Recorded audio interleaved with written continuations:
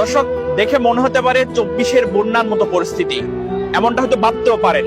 মনে হতে পারে চট্টগ্রামের 26-এ কোনো বন্যা এসেছে, কিন্তু না, এটি চট্টগ্রামের আজকে যে 4 ঘন্টার বৃষ্টি, সেই বৃষ্টিতে জলবদ্ধতার দৃশ্য।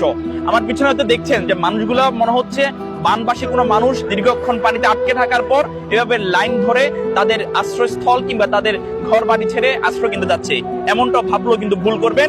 এটি চট্টগ্রামের প্রবর্তক মূল দৃশ্য। মানুষজন এসেছেন তাদের কর্মক্ষেত্রে কিংবা কোন একটি জরুরি কাজে, এসে তারা আটকা পড়েছেন, এরপরে তারা এইভাবে লাইন ধরে পানি, কোমর সমান পানি কিংবা হাঁটু সমান পানিতে তারা এভাবে যাচ্ছেন।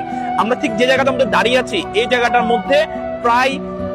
মধ্যে প্রায় কোমর সমান থেকেও প্রায় বুক সমান পানি এখানে রয়েছে। মাত্র 4 ঘন্টা বৃষ্টি হয়েছে, সকাল 11টা থেকে বৃষ্টি শুরু হয়। এই বৃষ্টি ঠিক 2টা পর্যন্ত ধারাবাহিকভাবে পড়তে থাকে মুষলধারে।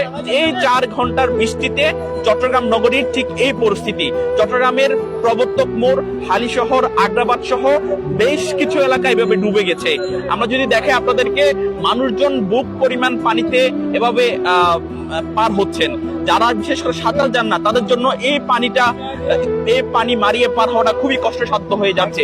স্কুল কলেজের শিক্ষার্থীরা, বিশেষ করে আজকে যেহেতু এসএসসি পরীক্ষা ছিল, এসএসসি পরীক্ষা দেওয়ার পরে শিক্ষার্থীরা সবচেয়ে বেশি ভোগান্তিতে পড়েছেন। স্কুল কলেজ যখন ছুটি হয়েছে, তারা সবচেয়ে বেশি ভোগান্তিতে পড়েছেন। এবং আমরা যে জায়গাটার মধ্যে রয়েছি, এটি প্রবর্তক মোড়। এই মোড়ের পাশে চট্টগ্রাম মেডিকেল কলেজ, এক পাশে রয়েছে সিএসসিআর বেসরকারি মেডিকেল, এবং এছাড়াও আরো বেশ কয়েকটি প্রাইভেট মেডিকেল রয়েছে, 4-5টি প্রাইভেট মেডিকেল। এখানকার রোগী এবং রোগীর স্বজনদের যারা রয়েছেন, তারাও ভোগান্তিতে পড়েছেন। এবং আমরা যদি দেখাই যে এখানে দোকানগুলোর সামনে কি পরিমাণ পানি রয়েছে, এবং দোকানগুলোর সামনে বাইক রাখা ছিল, বিভিন্ন যানবাহন রাখা ছিল, যানবাহনগুলো একেবারে ডুবে গেছে। অর্থাৎ কোথাও একেবারে ঠাই দাঁড়ানোর মতো কোনো অবস্থা নেই। আমরাও ঠিক যে জায়গাটার মধ্যে দাঁড়িয়ে আছি, ওই জায়গাটার মধ্যেও প্রায় কোমর সমান পানি রয়েছে। এবং আমার পিছনে আমি যদি দেখাই একটু, যে এখানকার যে দৃশ্য,